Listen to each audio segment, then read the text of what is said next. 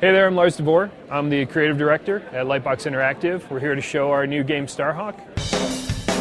Starhawk is a third-person arcade-based shooter.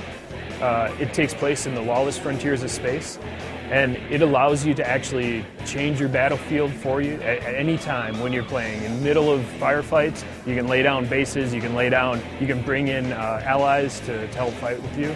We really looked at Warhawk and what we felt was fun about it, which was ground, air, and on-foot combat, and a fast-paced, frenetic gameplay. And we took those elements and we wanted to add a much fuller universe. We wanted to add single player. So one of the things that Warhawk really had that was strong is that the game ended up coming, kind of working itself out in many different ways. And we felt like the most logical extension of that was being able to put down buildings and being able to put down battlements anywhere you want.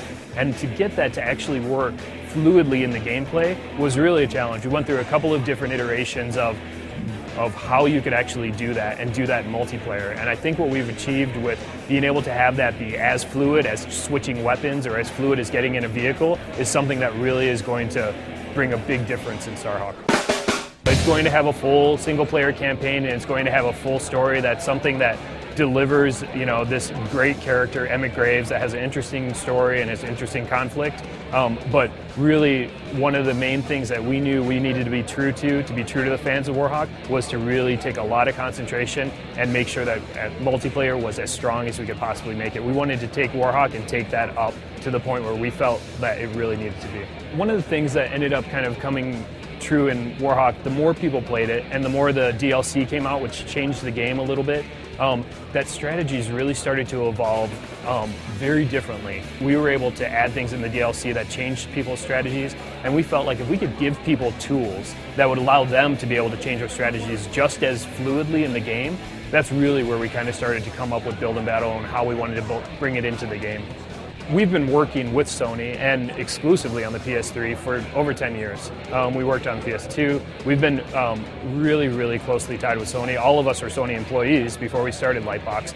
And it's something that we've really been able to get into the guts of the PS3 and milk it for everything it's worth. It's a very, very powerful box, and it really has a lot of potential to do different things with it, approach problems in very different ways because of the flexibility.